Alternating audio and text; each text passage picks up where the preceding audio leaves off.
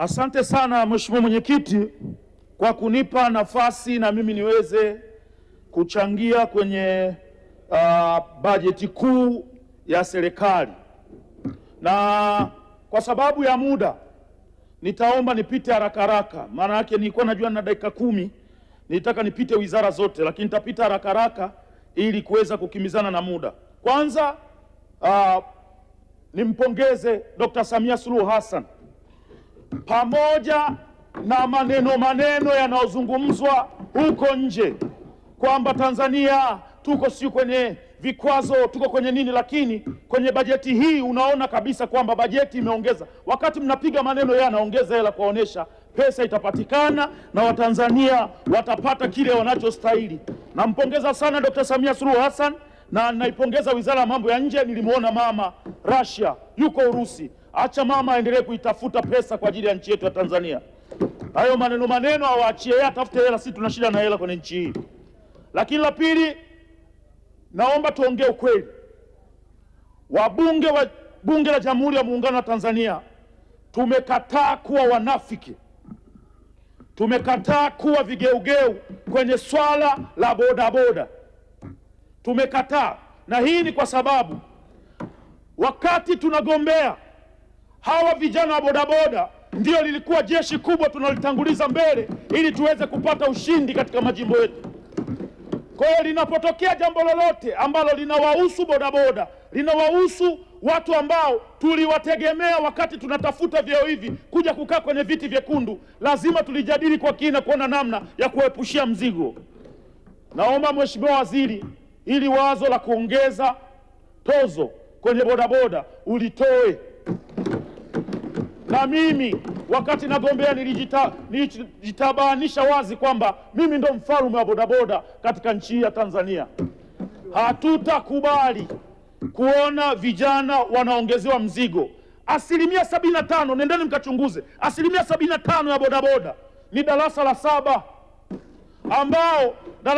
ambao wametengwa kwenye wizara karibia zote.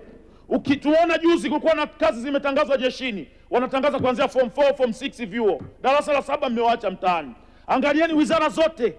Sasa sehemu ambapo wamejiegemeza tunataka kwenda kuwakandamiza zaidi ya 75%.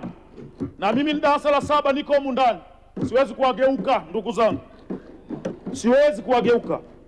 Kwa tunaomba hizi tozo zipelekwe sehemu zingine, simtuletee sisi watu watungi.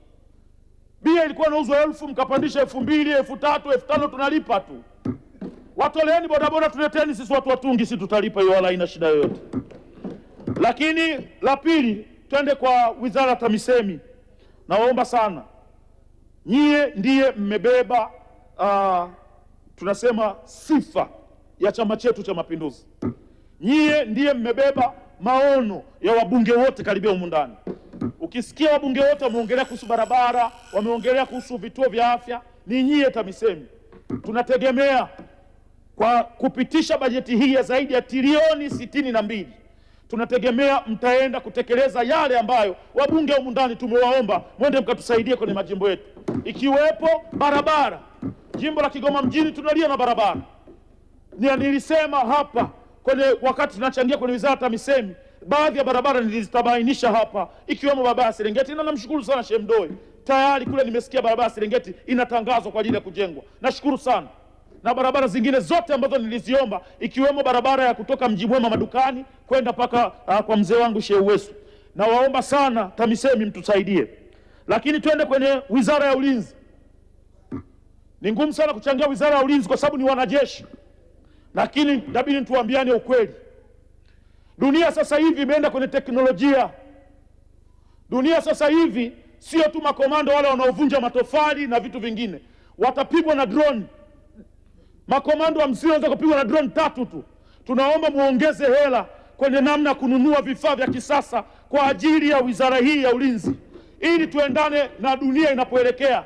Tunaona huko Ukraine, tunaona wapi drone inakuja, kandege kadogo amefungwa bomu kanapiga gari na makomando zaidi ya 100. Kwa hiyo naomba sana muongeze. Lakini kingine, wizara hii ya ulinzi, kuna wapambanaji wetu walienda kupambana vita ya Kagera, maveterani wanadai hela zao. Mpaka leo watu walioriski maisha yao kwenda kupigana na Idi Amin, mtu mwenye roho mbaya, mpaka leo hii hawajalipwa hela zao wale maveterani. Mmewafungulisha akaunti na vitu vingine, lakini hawajapewa pesa zao. Tunaomba muwape hao watu. Mliwafundisha namna kutumia bunduki, mkiwaacha bila hela zao, hasira zao zisije zikatuingilia mtaani. Tunaomba mtusaidie kuwalipa hela zao maveterani wetu. Lakini pia twende kwenye wizara ya michezo, ndugu zetu Mheshimiwa Paul Makonda pamoja na Mwana FA. Nimalizie kwenye eneo hilo. Taarifa Hizi taarifa mwenyekiti, hizi dakika ni nyingi. Yes. Wizara ya michezo, kwanza nawapongeza vijana, baadhi yetu wamepata mikopo vizuri sana, lakini kumekuwa na tatizo sehemu moja tu. Msanii anakopa tarehe 30 mwezi huu, tarehe 30 mwezi ujao unakata rejesho. Huyo msanii ameimba saa ngapi, ameuza saa ngapi?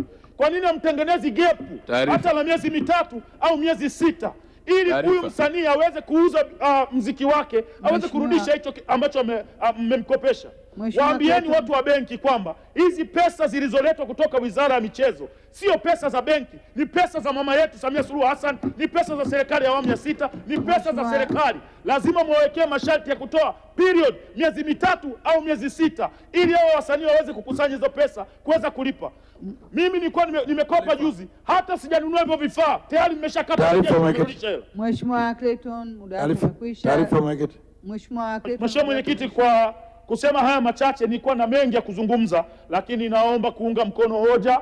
Naomba wizara ipewe pesa, twende tukafanye kazi. Mwaka kesho kama tutakuwepo humu inshallah, tutakuja kuulizana yale ambayo tumekubaliana kwa pamoja hapa. Naunga mkono hoja mamangu.